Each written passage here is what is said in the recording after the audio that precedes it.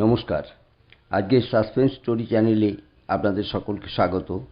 আমাদের চ্যানেলটিকে এখনও যারা সাবস্ক্রাইব করেননি তারা অতি অবশ্যই সাবস্ক্রাইব করে আমাদের পাশে থাকবেন এই আশা নিয়ে শুরু করছি আজকের গল্প।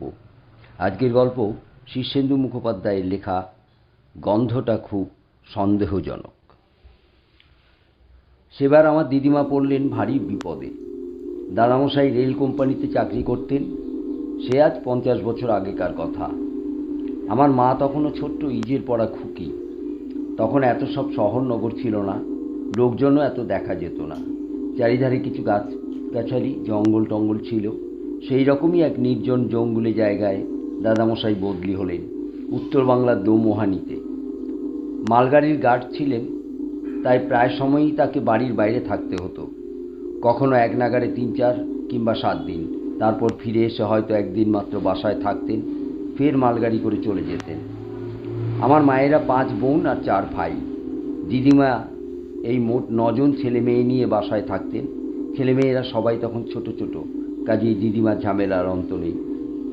এমনিতে দোমোহানি জায়গাটা ভারী সুন্দর আর নির্জন স্থান।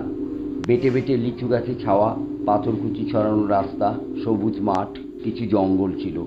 লোকজন বেশি নয়। একধারে রেলের সাহেবদের পাকা কোয়ার্টার আর অন্য ধারে রেলের বাবুদের জন্য পাকা কোয়ার্টার। একটা স্কুল ছিল ক্লাস 8 পর্যন্ত। একটা রেলের ইনস্টিটিউট ছিল, সেখানে প্রতি বছর 2-3 বার কেদার রায় বা টিপু সুলতান নাটক হতো। রেলের বাবুরা দল বেঁধে গ্রীষ্মকালে ফুটবল খেলতেন, শীতকালে ক্রিকেট। বড় সাহেবরা সেই খেলা দেখতে আসতেন। মাঝে মাঝে সবাই দল বেঁধে তিস্তা নদীর ধারে বা জয়ন্তিয়া পাহাড়ে চড়ুইভাতিতেও যাওয়া হতো। ছোট আর নির্জন হলেও বেশ আমোদে জায়গা ছিল দোমোহানি। দোমোহানিতে যাওয়ার পরই কিন্তু সেখানকার পুরনো লোকজনেরা এসে প্রায়ই দাদামশাই আর দিদিমাকে একটা বিষয়ে খুব হুঁশিয়ার করে দিয়ে যেতেন। কেউ কিছু ভেঙে বলতেন না। যেমন স্টোর কিপার অক্ষয় সরকার দাদামশাইকে একদিন বললেন, এই জায়গাটা কিন্তু তেমন ভালো নয় চাটুর্যে, লোকজন সব বাজিয়ে নেবেন, হুটহাট যাকে তাকে ঘরে দৌড়ে ঢুকতে দেবেন না। কিংবা আরেকদিন পাশের বাড়ির পালিত গিন্নি এসে দিদিমাকে হেসে হেসে বলে গেলেন, নতুন এসেছেন, বুঝবেন সব আস্তে আস্তে, চোখ কান নাক সব খোলা রাখবেন, কিন্তু ছেলেপুলেদের সামলে রাখবেন। এখানে কারা সব আছে তারা ভালো নয়। দিদিমা ভয় খেয়ে বললেন, কাদের কথা বলছেন দিদি? পালিত গিন্নি শুধু বললেন, সে আছে, বুঝবেন ক্ষণ। তারপর থেকে দিদিমা একটু ভয়ে ভয়েই থাকতে লাগলেন। একদিন হলো কি, পুরনো ঝি সুখিয়ার দেশ থেকে চিঠি এলো যে তার ভাসুরপোর খুব বেমার হয়েছে, তাই তাকে যেতে হবে। 1 মাসের ছুটি নিয়ে সুখিয়া চলে গেল। দিদিমা নতুন ঝি খুঁজছেন। তা হঠাৎ করে পরদিন সকালে একটা আধবয়সী বউ এসে বলল, ঝি রাখবেন? দিদিমা দোনোমনো করে তাকে রাখলেন। সে দিব্যি কাজকর্ম করে, খায় দায়, বাচ্চাদের গল্প বলে ভোলায়। দিন 2 পর পালিত গিন্নি একদিন সকালে এসে বললেন, নতুন ঝি রাখলেন নাকি দিদি? কই দেখি তাকে। দিদিমা ডাকতে গিয়ে দেখেন কলতলায় এঁটো বাসন ফেলে রেখে ঝি কোথায় হাওয়া হয়েছে। অনেক ডাকাডাকিতেও পাওয়া গেল না। পালিত গিন্নি মুচকি হেসে বললেন, ওকে, ওই রকমই ধারা। ঝিটার নাম বলুন তো। দিদিমা বললেন, কমলা। পালিত গিন্নি মাথা নেড়ে বললেন, চিনি, হালদার বাড়িতেও ওকে রেখেছিল। দিদিমা অতিষ্ঠ হয়ে বললেন, কি ব্যাপার বলুন তো। পালিত গিন্নি শুধু শ্বাস ফেলে বললেন, সব কি খুলে বলা যায়? এখানে এই হচ্ছে ধারা, কোনটা মানুষ আর কোনটা মানুষ নয় তা চেনা ভারী মুশকিল। এবার দেখে শুনে একটা মানুষ জি রাখুন। এই বলে চলে গেলেন পালিত গিন্নি, আর দিদিমা আকাশ পাতাল ভাবতে লাগলেন। কমলা অবশ্য একটু বাদেই ফিরে এলো। দিদিমা তাকে ধমক দিয়ে বললেন, কোথায় গিয়েছিলে? সে মাথা নিচু করে বলল, মা, লোকজন এলে আমাকে সামনে ডাকবেন না, আমি বড় লজ্জা পাই। কমলা থেকে গেল, কিন্তু দিদিমার মনে খটকা ভাবটা গেল না। ওদিকে দাদামশাইয়েরও এক বিচিত্র অভিজ্ঞতা হলো। একদিন লাইনে গেছেন, নিশুতি রাতে মালগাড়ি যাচ্ছে ডুয়ার্সের গভীর জঙ্গলের ভেতর দিয়ে। দাদামশাই ব্রেক ভ্যানে বসে ঝিমোচ্ছেন। হঠাৎ গাড়িটা দাঁড়িয়ে গেল। তা মালগাড়ি যেখানে সেখানে দাঁড়ায়। স্টেশনের পয়েন্টসম্যান আর অ্যাসিস্ট্যান্ট স্টেশন মাস্টারেরা অনেক সময় রাত বিরেতে ঘুমিয়ে পড়ে, সিগন্যাল দিতে ভুলে যায়। সে আমলে এরকম হামেশা হতো। সেই রকমই কিছু হয়েছে ভেবে দাদামশাই বাক্স থেকে পঞ্জিকা বের করে পড়তে লাগলেন। পঞ্জিকা পড়তে তিনি খুব ভালোবাসতেন। গাড়ি দাঁড়িয়ে আছে তো আছেই, হঠাৎ দাদামশাই শুনতে পেলেন ব্রেক ভ্যানের পেছনে লোহার সিঁড়ি বেয়ে কে যেন গাড়ির ছাদে উঠছে। দাদামশাই মুখ বার করে কাউকে দেখতে পেলেন না। ফের শুনলেন একটু দূরে কে যেন ওয়াগনের পাল্লা খোলার চেষ্টা করছে। খুব চিন্তায় পড়লেন দাদামশাই। ডাকাতরা অনেক সময় শার্ট করে সিগন্যাল বিগড়ে দিয়ে গাড়ি থামায়, মালপত্র চুরি করে। তাই তিনি সরজমিনে দেখার জন্য গাড়ি থেকে হাতবাতিটা নিয়ে নেমে পড়লেন। লম্বা ট্রেন, তার একদম ডগায় ইঞ্জিন। হাঁটতে হাঁটতে এসে দেখেন লাল সিগন্যাল ইতিমধ্যে সবুজ হয়ে গেছে, কিন্তু ড্রাইভার আর ফায়ারম্যান কয়লার ঢিপির ওপর গামছা পেতে শুয়ে অঘরে ঘুমোচ্ছে। ওদেরও দোষ নেই, অনেকক্ষণ নাগারে ডিউটি দিচ্ছে, একটু ফাঁক পেয়েছে কি ঘুমিয়ে পড়েছে। বহু ঠেলাঠেলি করে তাদের তুললেন দাদামশাই। তারপর ফের লম্বা পাড়ি। গাড়ি পার হয়ে ব্রেক ভ্যানের দিকে ফিরে আসতে লাগলেন। মাঝামাঝি এসেছেন, হঠাৎ শোনেন ইঞ্জিন হুইসেল দিল। গাড়িও ক্যাচ কোচ করে চলতে শুরু করলো। তিনি তো অবাক। ব্রেক ভ্যানে ফিরে গিয়ে তিনি সবুজ বাতি দেখালে তবেই ট্রেন ছাড়বার কথা। তাই দাদামশাই হাঁ করে চেয়ে রইলেন। অবাক হয়ে দেখেন ব্রেক ভ্যান থেকে অবিকল গার্ডের পোশাক পরা একটা লোক হাত বাতি তুলে সবুজ আলো দেখাচ্ছে ড্রাইভারকে। ব্রেক ভ্যানটা তখন দাদামশাই পার হয়ে যাচ্ছে, তখন লোকটা তার দিকে চেয়ে ফিক করে হেসে গেল। বহু কষ্টে দাদামশাই সেবার ফিরে এসেছিলেন। সেবার ম্যাজিশিয়ান প্রফেসর ভট্টাচার্য চা বাগানগুলোতে ঘুরে ঘুরে ম্যাজিক দেখিয়ে দোমোহানিতে এসে পৌঁছলেন। তিনি এলেবেলে খেলা দেখাতেন। দড়ি কাটার খেলা, তাসের খেলা, আগুন খাওয়ার খেলা। তা দোমোহানির মতো গঞ্জ জায়গায় সেই খেলা দেখতেই লোক ভেঙে পড়ল। ভট্টাচার্য স্টেজের উপর দাঁড়িয়ে প্রথম দৃশ্যে একটু বক্তৃতা করছিলেন, হাতে ম্যাজিকের ছোট্ট কালো একটা লাঠি। বলছিলেন, ম্যাজিক মানেই হচ্ছে হাতের কৌশল, মন্ত্রতন্ত্র নয়। আপনারা যদি কৌশল ধরে ফেলেন তাহলে দয়া করে চুপ করে থাকবেন, কেউ যেন স্টেজে টর্চের আলো ফেলবেন না, ইত্যাদি। এইসব বলছেন। ম্যাজিক তখনও শুরু হয়নি। হঠাৎ দেখা গেল তার হাতের লাঠিটা হাত থেকে শূন্যে উঠে ডিগবাজি খেল। তারপর আবার আস্তে আস্তে ফিরে গেল ম্যাজিশিয়ানের হাতে। প্রথমেই আশ্চর্য খেলা দেখে সবাই প্রচণ্ড হাততালি দিল, কিন্তু প্রফেসর ভট্টাচার্য খুব গম্ভীর হয়ে গেলেন। এর পরের খেলা ব্ল্যাকবোর্ডে দর্শকেরা চক দিয়ে যা খুশি লিখবেন আর প্রফেসর ভট্টাচার্য চোখ বাঁধা অবস্থায় তা বলে দেবেন। কিন্তু আশ্চর্য, প্রফেসর ভট্টাচার্যের এই খেলাটা মোটেই সেরকম হলো না। দর্শকরা কে গিয়ে ব্ল্যাকবোর্ডে লিখবেন এই নিয়ে ওকে ঠেলছেন। প্রফেসর ভট্টাচার্য চোখের উপর ময়দার নেচি আর কালো কাপড় বেঁধে দাঁড়িয়ে সবাইকে বলছেন, চলে আসুন, সংকোচের কিছু নেই, আমি বাঘ ভাল্লুক নই, ইত্যাদি। সে সময় হঠাৎ দেখা গেল কেউ যাওয়ার আগেই টেবিলের ওপর রাখা চকের টুকরোটা নিজে থেকে লাফিয়ে উঠল এবং শূন্যে ভেসে গিয়ে ব্ল্যাকবোর্ডের উপর লিখতে লাগলো, professor Bhattacharya is the best magician of the world. এই অসাধারণ খেলা দেখে দর্শকরা ফেটে পড়ল উল্লাসে, আর ভট্টাচার্য কাঁদো কাঁদো হয়ে চোখ বাঁধা অবস্থায় বলতে লাগলেন, কি হয়েছে, হ্যাঁ কি হয়েছে? তারপর তিনি আরও গম্ভীর হয়ে গেলেন। আগুন খাওয়ার খেলাতেও আশ্চর্য ঘটনা ঘটালেন তিনি। কথা ছিল মশাল জেলে সেই মশালটা মুখে পুরে আগুনটা খেয়ে ফেলবেন, তাই করলেন। কিন্তু তারপরেই দেখা গেল ভট্টাচার্য হাঁ করতেই তার মুখ থেকে সাপের জিভের মতো আগুনের হলকা বেরিয়ে আসছে। পরের তাসের খেলা যখন দেখাচ্ছেন তখনও দেখা গেল কথা বলতে গেলেই আগুনের হলকা বেরোয়। দর্শকরা দাঁড়িয়ে উঠে সাধুবাদ দিতে লাগলো, কিন্তু ভট্টাচার্য খুব কাঁদো কাঁদো মুখে তার 5-7 গ্লাস জল খেতে লাগলেন স্টেজে দাঁড়িয়ে। তবু হাঁ করলেই আগুনের হলকা বেরোয়। তখনকার মফস্বল শহরের নিয়ম ছিল, বাইরে থেকে কেউ এরকম খেলা টেলা দেখাতে এলে তাকে কিংবা তার দলকে বিভিন্ন বাসায় সবাই আশ্রয় দিতেন। প্রফেসর ভট্টাচার্য আমার মামা বাড়িতে উঠেছিলেন। রাতে খেতে বসে দাদামশাই তাকে বললেন, আপনার খেলা গণপতির চেয়ে ভালো, অতি আশ্চর্য খেলা। ভট্টাচার্যও বললেন, হ্যাঁ অতি আশ্চর্য খেলা, আমিও এরকম আর দেখিনি। দাদামশাই অবাক হলেন, বললেন, সে কি, এ তো আপনিই দেখালেন। ভট্টাচার্য আমতা আমতা করে বললেন, হ্যাঁ তা বটে, আমি তো দেখালাম। আশ্চর্য। তাকে খুবই বিস্মিত মনে হচ্ছিল। দাদামশাইয়ের বাবা সেবার বেড়াতে এলেন দোমোহানিতে। বাসায় পা দিয়েই বললেন, তোদের ঘর দৌড়ে একটা আষ্টে গন্ধ কেন রে? সবাই বলল, আষ্টে গন্ধ কই, আমরা তো পাচ্ছি না।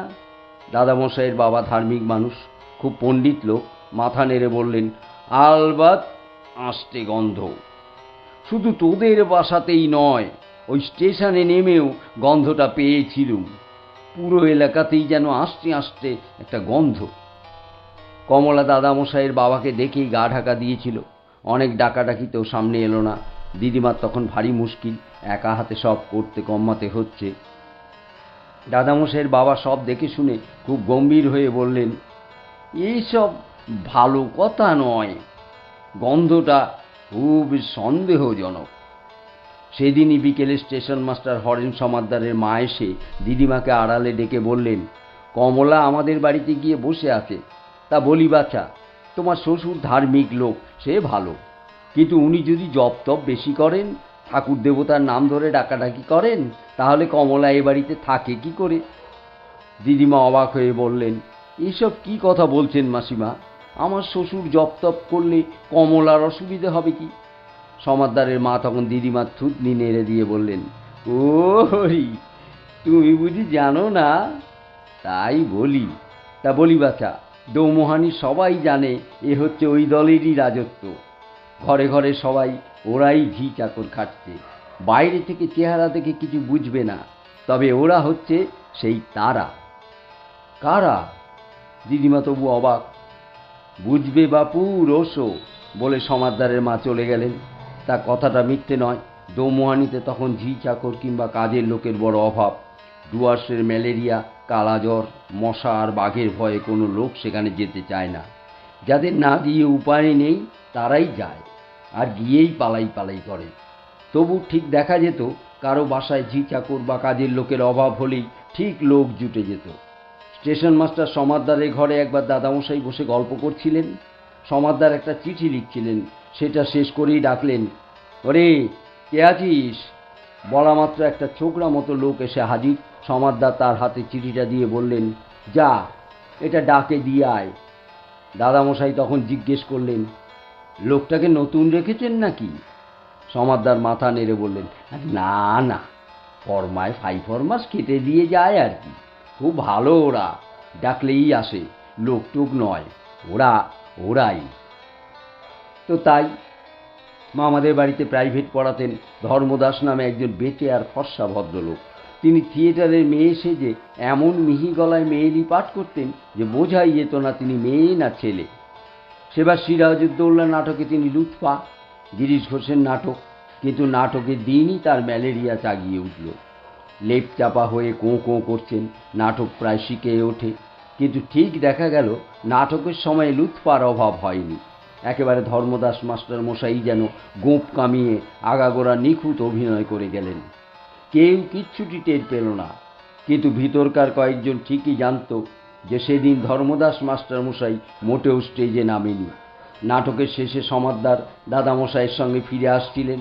বললেন, দেখলেন কেমন কার্যোদ্ধার হয়ে গেল, একটু খোনা সুরও কেউ টের পায়নি। দাদামশাই তখন চেপে ধরলেন সমাদ্দারকে, মশাই, রহস্যটা কি একটু খুলে বলবেন? সমাদ্দার হেসে শতখান হয়ে বললেন, সবই তো বোঝেন মশাই, একটা নীতি কথা বলে রাখি, সদ্ভাব রাখলে সকলের কাছ থেকেই কাজ পাওয়া যায়, কথাটা খেয়াল রাখবেন। মামাদের মধ্যে যারা একটু বড় তারা বাইরে খেলে বেড়াতো। মা আর বড় মাসি তখন কিছু বড় হয়েছে। অন্য মামা মাসিরা নাবালক নাবালিকা। মার বড় লুডো খেলার নেশা ছিল, তো মা আর মাসি রোজ দুপুরে লুডো পেরে বসত। তারপর ডাক দিত, আয় রে। অমনি টুক করে কোথা থেকে মায়ের বয়সী দুটো মেয়ে হাসি মুখে লুডো খেলতে বসে যেত। মামাদের মধ্যে যারা বড় হয়েছে সেই বড় আর মেজো মামা যেত বল খেলতে। দুটো পার্টিতে প্রায়ই ছেলে কম পড়ত। ছোট জায়গা তো, বেশি লোকজন ছিল না, কিন্তু কম পড়লেই মামারা ডাক দিত, কে খেলবি আয়। অমনি 4-5 জন এসে হাজির হতো, মামাদের বয়সী সব ছেলে। খুব খেলা জমিয়ে দিত। এই খেলা নিয়েই আর একটা কাণ্ড হলো একবার। দৌমোহানিতে ফুটবল টিমের সঙ্গে এক চা বাগানের টিমের ম্যাচ। চা বাগান থেকে সাঁওতাল আর আদিবাসী দুর্দান্ত চেহারার খেলোয়াড় সব এসেছে। দৌমোহানির বাঙালি টিম জুত করতে পারছে না। হঠাৎ দৌমোহানির টিম খুব ভালো খেলা শুরু করলো। 2 গোল শোধ দিয়ে আরও একখানা দিয়েছে। এমন সময়ে চা বাগান টিমের ক্যাপ্টেন খেলা থামিয়ে রেফারিকে বলল, ওরা 12 জন খেলছে। রেফারি গুনে দেখলেন, না, 11 জনই। ফের খেলা শুরু হতে একটু পরে রেফারি খেলা থামিয়ে দোমোহানির ক্যাপ্টেনকে ডেকে বললেন, তোমাদের টিমে 4-5 জন এক্সট্রা লোক খেলছে। দুর্দান্ত সাহেব রেফারি, সবাই ভয় পায়। দোমোহানির ক্যাপ্টেন বুক ফুলিয়ে বলল, গুনে দেখুন। রেফারি গুনে দেখে আহম্মক, 11 জনই। দোমোহানির টিম আরও 3টে গোল দিয়েছে। রেফারি আবার খেলা থামিয়ে ভীষণ রেগে চেঁচিয়ে বললেন, there are at least 10 extra man in the team. দর্শকদেরও তাই মনে হয়েছে। গুনে দেখা যায় 11 জন। কিন্তু খেলা শুরু হতেই যেন হাঁসের বুকে লুকিয়ে থাকা কিংবা বাতাসের মধ্যে মিলিয়ে থাকা সব খেলোয়াড় পিলপিল করে নেমে পড়ে মাঠের মধ্যে। রেফারি দোমোহানির টিমকে লাইন আপ করিয়ে সকলের মুখ ভালো করে দেখে বললেন, শেষ 3টে গোল যারা করেছে তারা কই? তাদের তো দেখছি না। একটা কালো ঢ্যাঙা ছেলে, একটা বেটে আর ফর্সা, আর একটা ষাঁড়ের মতো, তা কই? দোমোহানির ক্যাপ্টেন মিনমিন করে সাফাই গাইল। তাতে রেফারি আরও রেগে টং। চা বাগানের টিমও ভ্যাবাচাকা খেয়ে হাঁফসে পড়েছে, কিন্তু কেউ কিছু বুঝতে পারছে না। খেলা অবশ্য বন্ধ হয়ে গেল। দাদামশাইয়ের বাবা লাইনের ধারে দাঁড়িয়ে খেলার হালচাল দেখে বললেন, আবার সেই গন্ধ। এখানেও একটা রহস্য আছে, বুঝলে সমাদ্দার? স্টেশন মাস্টার সমাদ্দার পাশেই ছিলেন। বললেন, ব্যাটারা একটু বাড়াবাড়ি করে ফেলেছে। কে? কাদের কথা বলছো? সমাদ্দার এড়িয়ে গেলেন। দাদামশাইয়ের বাবা দীর্ঘ নিঃশ্বাস ছেড়ে বললেন, গন্ধটা খুব সন্দেহজনক। দাদামশাইয়ের বাবা সবই লক্ষ্য করতেন আর বলতেন, এসব ভালো কথা নয়, গন্ধটা খুব সন্দেহজনক। ও বৌমা, এসব কি দেখছি তোমাদের এখানে? হুট বলতেই সব মানুষজন এসে পড়ে কোত্থেকে, আবার হুস করে সব মিলিয়ে যায়।